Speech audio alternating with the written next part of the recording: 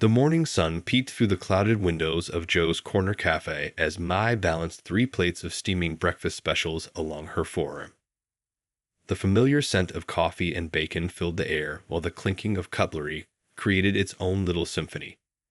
She had been working here for 5 years now, and at 28, she knew every crack in the tile floor, every regular customer's order by heart, and most importantly, she knew exactly when she could steal a few precious moments with the old upright piano that sat in the corner. The breakfast rush was in full swing. "Order up," called out Uncle Pete from the kitchen window, his voice barely carrying over the buzz of conversation.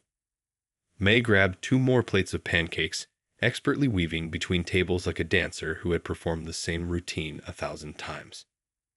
Her comfortable shoes squeaked against the floor as she dodged a child running back from the restroom, all while keeping the plates perfectly steady. "Here's your veggie omelet, extra mushrooms," she said with a genuine smile to Mrs. Kim, who came in every morning before opening her flower shop next door. "And your coffee's coming right up." The regulars loved May not just for her efficiency, but for how she remembered the little things. Like how Mrs. Kim preferred her coffee with just a splash of cream, added last so it would create swirling patterns on the surface. Between serving tables, May's eyes kept drifting to that old piano in the corner. It was a beautiful antique, its wood worn smooth by decades of hands sliding across its surface. Sometimes, when she closed her eyes during her breaks, she could still hear the ghost notes of the melodies she practiced that morning before her shift, fingers tapping silently against her apron pocket. The cafe had changed owners 3 times since the piano was first installed, but somehow it had stayed, surviving every renovation and update.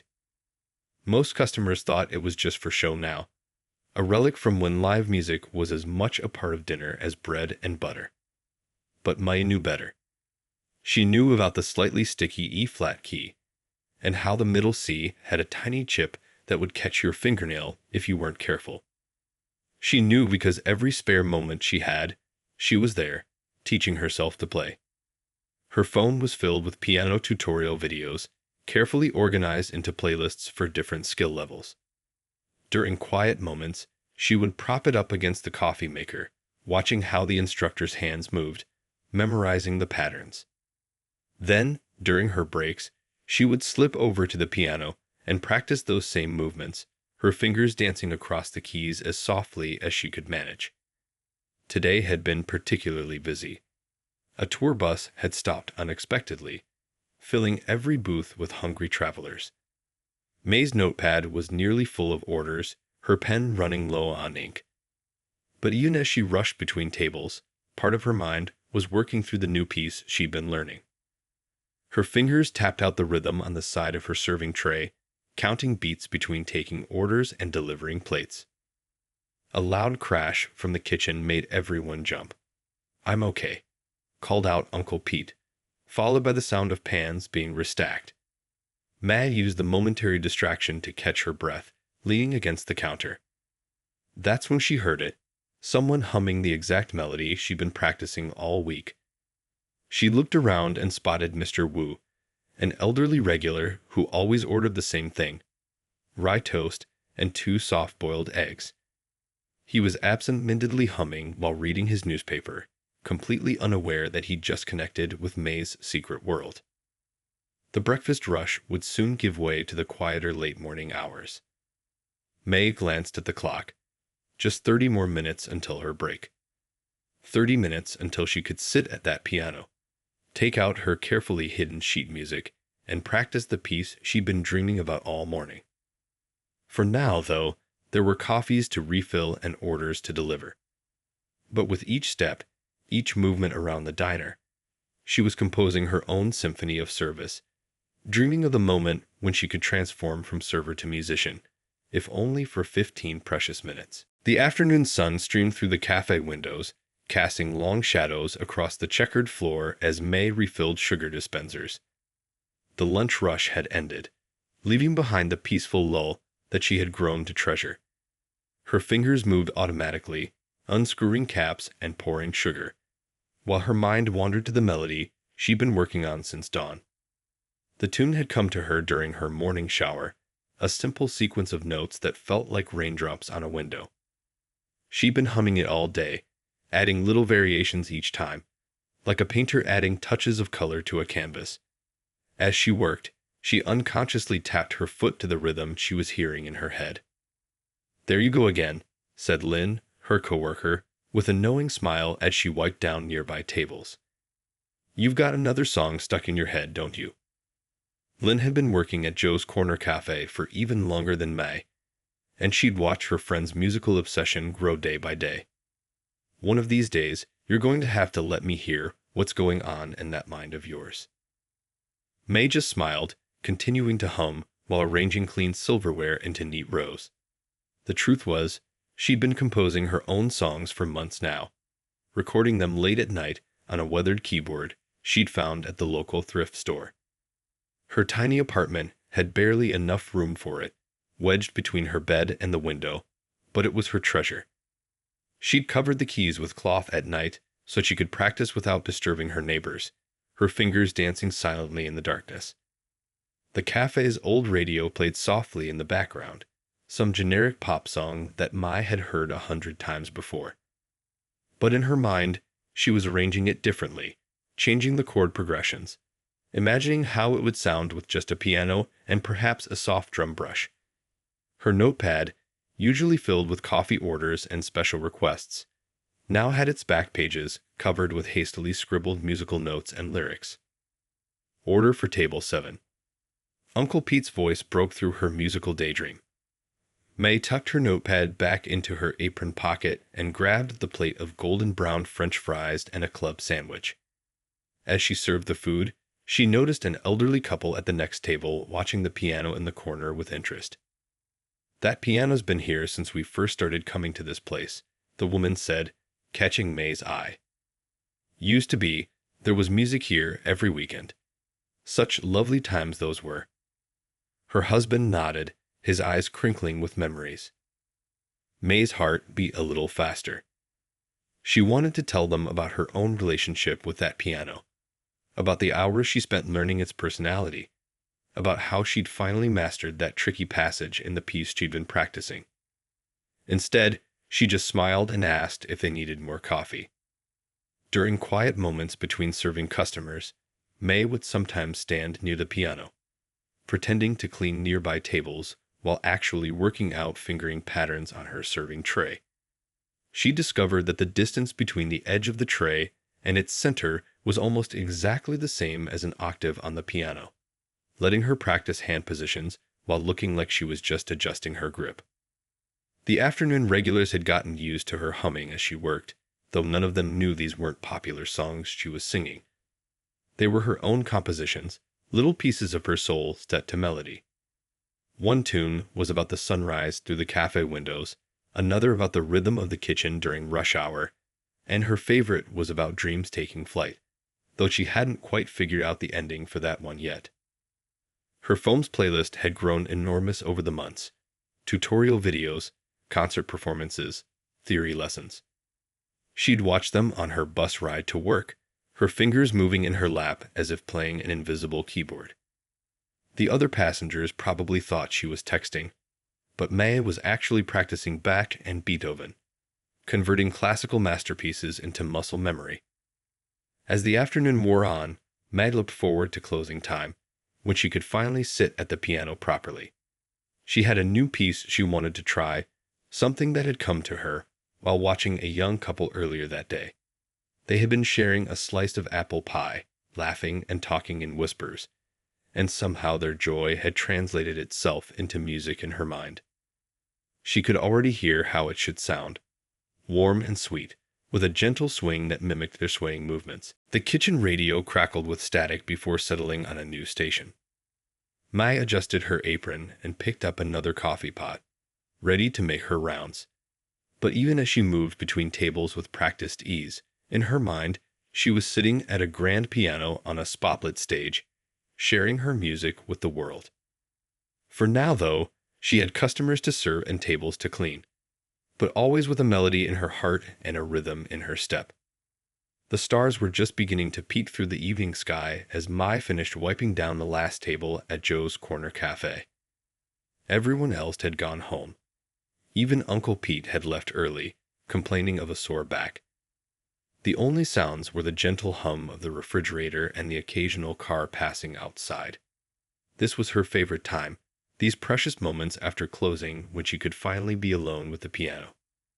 She'd stayed late nearly every night this week, practicing until her fingers ached. The melody she'd been working on needed something more, though she couldn't quite figure out what. Mai sat down at the old upright piano, her fingers hovering over the familiar keys. The ivory was worn smooth in places, telling stories of countless songs played over decades. Just as she was about to play her first note, a gentle knock on the window made her jump. Through the glass, she saw Mr. Yamamoto, one of the Tuesday regulars who always ordered the meatloaf special. Her heart sank. She'd been caught. But instead of looking angry about her being there after hours, he smiled and pointed to the door. Mai's hands trembled slightly as she let him in. "I'm sorry," she started to explain. "I know I shouldn't be here after closing, but—" Mr. Yamamoto held up his hand, still smiling. "I forgot my reading glasses," he said, walking to his usual booth. "But I'm glad I did. I've been hearing music when I walk past in the evenings. Now I know who's been playing." Mai stood awkwardly, unsure whether to continue apologizing or run for her coat. But Mr. Yamamoto wasn't heading for the door. Instead, he walked to the piano and sat down on the bench, patting the space beside him. "Did you know," he said, his eyes twinkling, "that I taught music for 43 years before I retired?" His fingers touched the keys lightly, playing a simple scale. "Your left-hand position reminds me of my younger students. So much enthusiasm, but not quite right."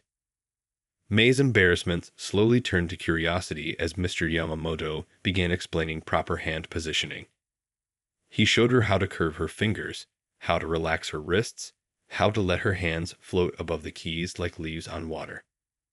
The hour grew later, but neither of them noticed as they sat there, going over basic techniques that made Mai's playing suddenly feel more natural, more fluid. "The piano is like a friend," Mr. Yamamoto explained, demonstrating a simple exercise. "You don't need to force it. Just listen, and it will tell you what it needs." He played a chord progression that made Mai's heart skip. It was exactly what her melody had been missing. Before he left that night, they made an arrangement. Every Tuesday, after his meatloaf dinner, Mr. Yamamoto would stay for an hour to teach Mai. "Consider it a trade," he said with a wink. "You keep my coffee cup full during dinner, and I'll fill your head with music afterward." Word spread quickly among the staff about Mai's evening lessons. Lynn started covering her closing duties so she could spend more time at the piano. Uncle Pete would leave sheet music on the counter that his grandchildren had outgrown. Even the cafe owner stopped by one evening to listen, nodding approvingly at the sound of classical music floating through his restaurant again. The piano's voice began to change under Mai's improving touch. Notes that had been hesitant before now rang out confidently. The old instrument seemed to respond to her growing skill, revealing warm tones and subtle harmonics that had been hidden before. During quiet moments in her shift, Mai would sometimes rest her hand on the piano's wooden side, feeling the connection between them growing stronger each day. Mr. Yamamoto was a patient teacher, but also demanding. He wouldn't let Mai move on to a new piece until she had mastered the current one. "Music is not a race," he would say, tapping out the rhythm with his finger. "It's a journey, and every step needs to be solid before you take the next one." The lessons went beyond just playing. Mr. Yamamoto taught her about music theory, about the mathematics hidden in melodies, about the stories behind the compositions. He showed her how emotions could be translated into notes, how to make the piano whisper or shout, laugh or cry. As weeks passed, Mai's original compositions began to evolve. They became more complex, more confident, but also more honest. She started to understand that music wasn't just about playing the right notes. It was about sharing pieces of your soul, about turning everyday moments into melodies that could touch other people's hearts. One evening, as she played a piece she'd written about autumn leaves dancing in the wind, Mr. Yamamoto sat quietly listening. When she finished, he smiled that gentle smile of his and said, "Now you're not just playing the piano, May. You're telling your story through it." The morning light hadn't yet touched the cafe windows when May caught her reflection in the coffee maker. Dark circles had formed under her eyes, telling the story of another late night spent practicing. She'd been saving tips for months, tucking away dollars and coins until she finally had enough for proper piano lessons at the community music school downtown. The weight of her double life was beginning to show. Just yesterday, she'd mixed up 3 orders during the lunch rush, something she hadn't done since her first month on the job. Uncle Pete had given her a concerned look as she apologized to a customer for bringing the wrong sandwich. "You look tired, kid," he'd said, sliding her a cup of his special strong coffee. "Maybe take it easy with the piano for a while." But May couldn't take it easy. The music had become like breathing to her, necessary, constant, life-giving. Her tiny apartment now had papers scattered everywhere, sheet music mixing with delivery menus and bills. The old keyboard she'd bought from the thrift store sat in the center of it all, her most prized possession despite its slightly sticky keys and the mysterious stain on its side. "More coffee, please," called a regular customer, pulling May from her thoughts. As she poured, her hands trembled slightly from fatigue. She'd been up until 2 in the morning, practicing a particularly challenging piece her new teacher had assigned. The coffee splashed slightly, creating a small brown ring on the white tablecloth. "I'm so sorry," May said, quickly grabbing a napkin. The customer, a kind-faced woman who came in every morning, touched her hand gently. "You're working too hard, dear," she said, her eyes full of understanding. "I hear you playing that piano every evening when I walk past. You've got talent, but you need to take care of yourself too." The woman's words stuck with May throughout her shift. She'd been pushing herself hard, trying to make up for all the years she hadn't played. Her new teacher, a stern but encouraging woman at the music school, had been impressed by her progress but warned her about burnout. "Music should lift your spirit," she'd said, "not drain it." During her break, Mai sat in the back alley behind the cafe, counting her tips from the morning shift. The money she'd been saving for a used car now had a different purpose: piano lessons, sheet music, and hopefully someday, a better keyboard. Her bus pass would have to do for another year. Lynn found her there, staring at the crumpled bills in her hands. "Here," she said, holding out a paper bag. "You forgot to eat breakfast again, didn't you?" Inside was a warm cheese Danish, May's favorite. The simple act of kindness brought unexpected tears to her eyes. "I don't know if I can do this," May admitted, her voice barely above a whisper. "Sometimes it feels like I'm trying to live 2 different lives, and I'm not doing either one very well." Lynn sat down beside her on the concrete step. "Remember when I first started here?" she asked, smoothing her apron. "I was taking net classes to get my degree. Thought I would lose my mind some days. But you know what? Time passed, and somehow I made it work. You will too." Back inside, the lunch rush was beginning. Mai tied her apron back on, tucking away her tips and her doubts. As she moved between tables, she caught snippets of the cafe's background music, a piano piece she'd been learning. Her fingers moved automatically, playing along as she carried plates and refilled water glasses. Mr. Yamamoto came in for his usual Tuesday meatloaf, but May noticed he looked worried when she brought his coffee. "Your playing was different last night," he said quietly. "All technique, no heart. Are you sleeping enough?" Mai wanted to tell him about the pressure she felt, about the way her dreams seemed to be pulling her in 2 directions at once. Instead, she just promised to try to rest more. But later, as she was clearing his table, he left her a note along with his tip. "Remember, the greatest musicians are the ones who know when to rest between the notes." That evening, Instead of staying late to practice, May went home early. She moved her keyboard away from the center of the room, creating space to unroll a yoga mat her mother had given her months ago. As she stretched out her tired muscles, she could still hear music in her head, but it was gentler now, more like a lullaby than the demanding symphony it had become. Before sleep claimed her, May remembered something her new piano teacher had said. Growing as a musician isn't just about playing more. It's about living more, feeling more, being more present in every moment. Maybe, she thought as she drifted off, finding balance was its own kind of music. Sunday mornings at Joe's Corner Cafe were always special. The sunlight seemed warmer, the coffee smelled richer, and the regulars lingered longer over their breakfast. But this particular Sunday felt different. May's hands shook as she poured coffee, her mind racing with what lay ahead. The cafe's regular pianist, old Mr. Lee, had called in sick. He'd been playing the Sunday brunch sessions for years, his gentle jazz standards becoming as much a part of the cafe's atmosphere as the smell of fresh-baked muffins. Now, the piano sat silent, and May could feel its presence like a whisper calling her name. "You should do it," Lynn said, catching May staring at the piano for the third time that morning. "I've heard you practice. You're ready." May's heart fluttered at the thought. She'd never played in front of a real audience before. Just Mr. Yamamoto, her teacher, and the empty cafe after closing. The Sunday crowd was different. They came expecting music, not just coffee and eggs. Uncle Pete stuck his head out from the kitchen. "Where's the music today? Customers are asking." His eyes met May's, and something in his expression changed. "You know," he said slowly, "I remember when you first started staying late to practice. Thought someone was trying to break in, until I heard that beautiful song you wrote." Mai blushed, surprised that Uncle Pete had known all along.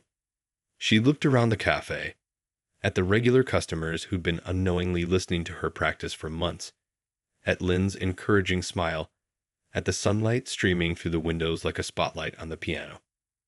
Taking a deep breath, Mai walked over to her manager, who was looking worried at his phone. I could play," she offered, her voice barely above a whisper. "If you want." He looked up, surprised, then relieved. "You play? Why didn't you say something sooner?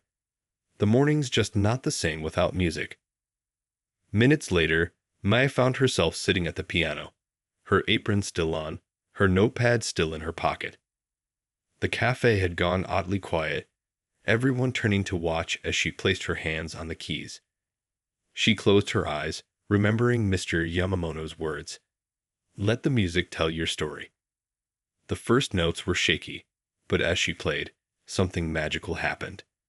The melody, one of her own compositions about daybreak over the city, seemed to float through the cafe like a gentle breeze.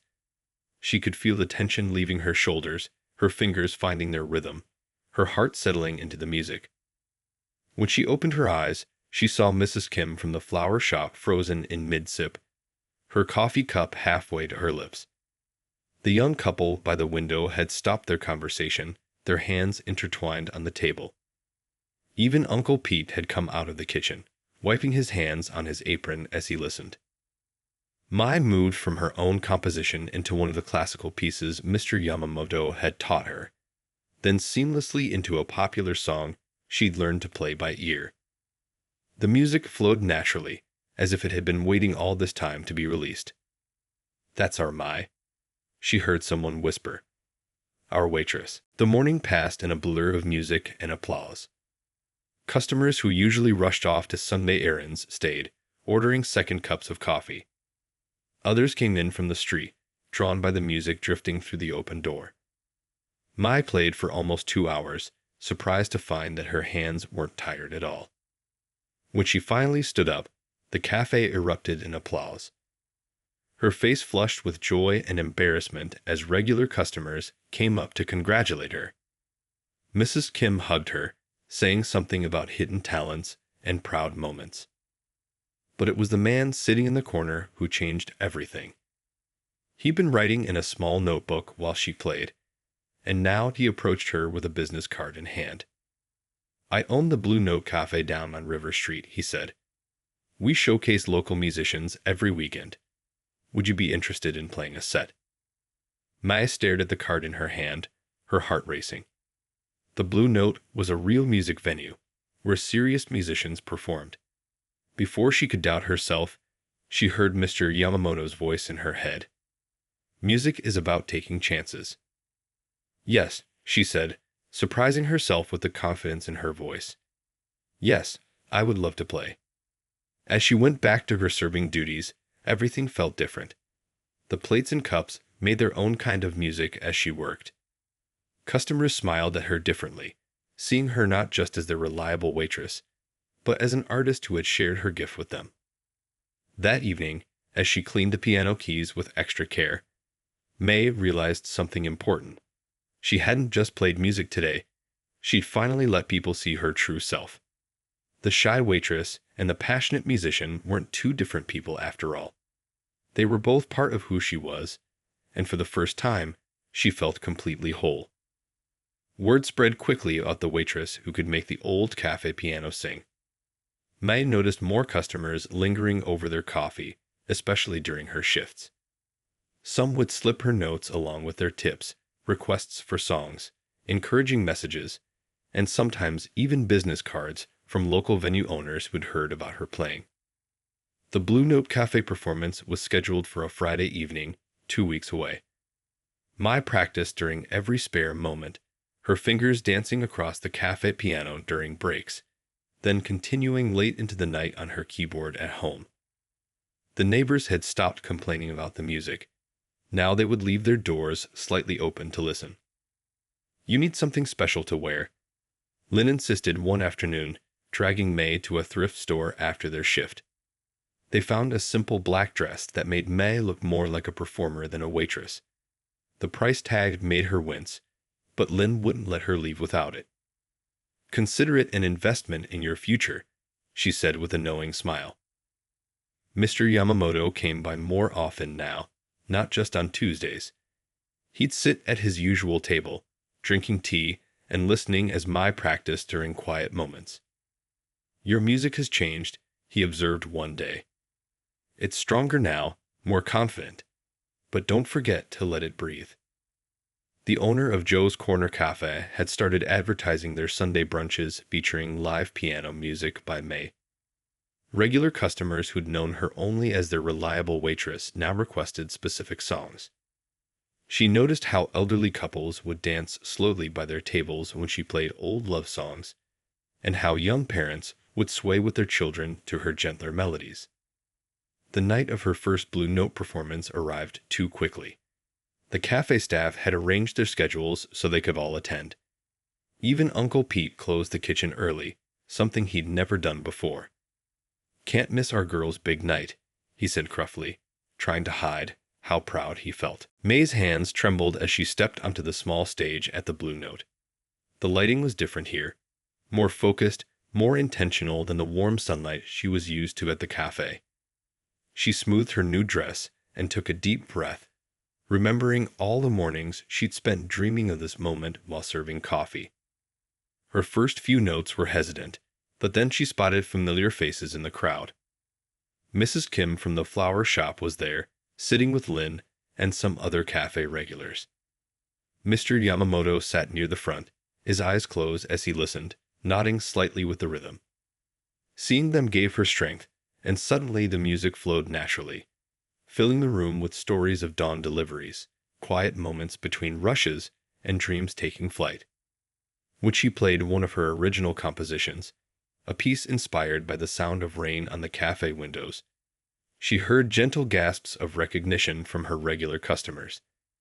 They'd heard pieces of this song before, in fragments during quiet afternoons or early mornings at the cafe. Now they were hearing it in its complete form, understanding at last the full scope of what she'd been creating all those months. The applause after her performance felt different from the cafe, more formal, more meaningful somehow. But it was the quiet conversations she overheard afterward that meant the most. Did you hear how she played that bridge? One musician asked another. Such feeling, such control. More venue owners approached her that night, offering slots at their clubs and cafes.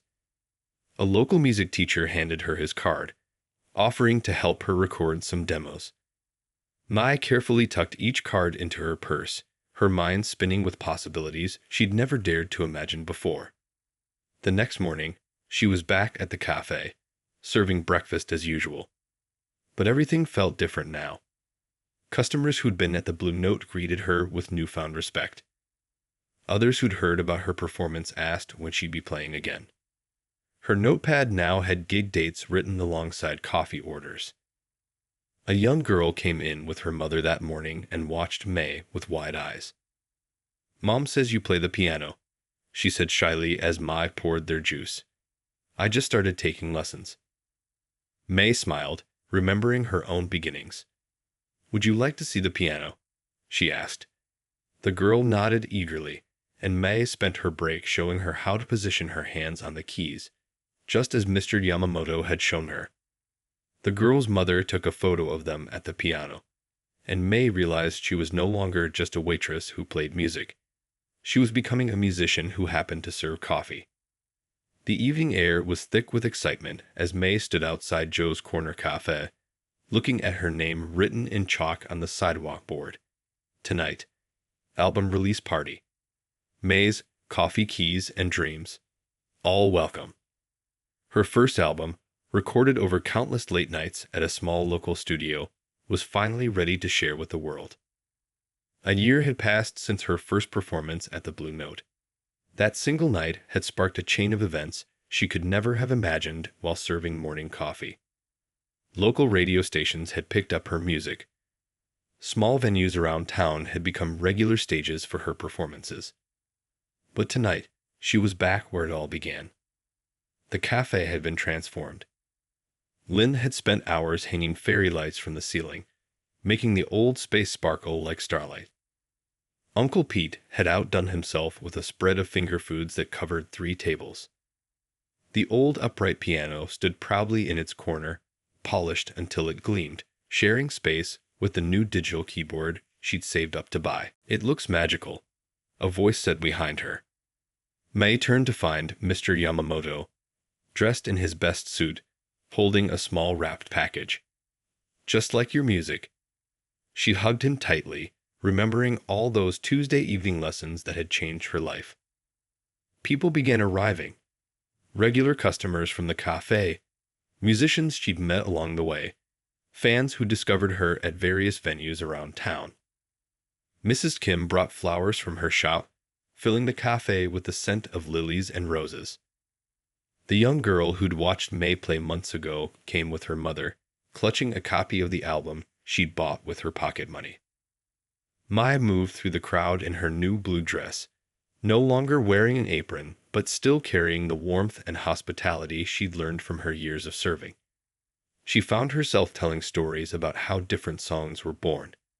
This one from the sound of morning rain on the cafe windows, that one from the rhythm of spoons stirring coffee, another from the laughter of elderly couples sharing Sunday brunch.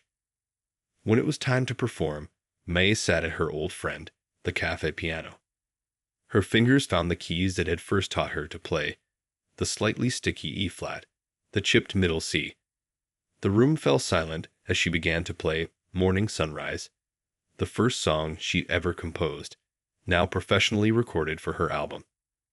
As she played, memories floated through her mind like autumn leaves.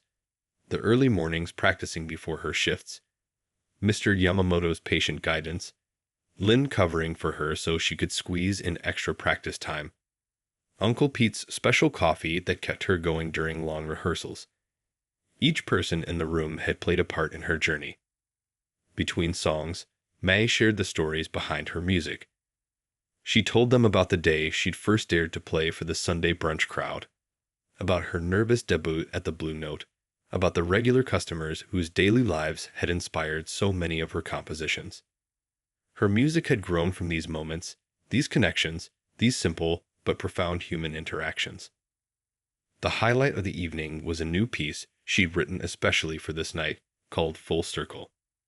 As she played it, she watched tears form in the eyes of those who'd known her longest. They could hear in music everything she wanted to say. Thank you. I remember. You matter. We're family. After the performance, while signing albums, May noticed something remarkable. People weren't just asking her to sign their copies.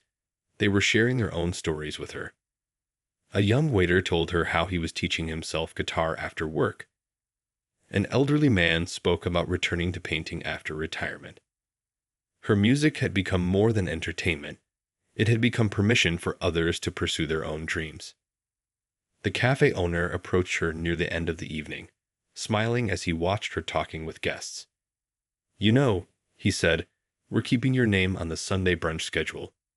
This will always be your home stage whenever you want it." Maya looked around the cafe, at the piano that had started it all, at the tables she'd served for so many years, at the faces of people who'd supported her journey. Success hadn't meant leaving her old life behind. It had meant bringing everything together in perfect harmony. Later that night, after the last guest had left and the fairy lights had been turned off, May sat alone at the piano one more time. In the quiet darkness, she played a soft melody, a gentle thank you to the space that had nurtured her dream. As her fingers danced across the familiar keys, she smiled, knowing that while this chapter was ending, her story, like all good music, would continue to evolve, one note at a time.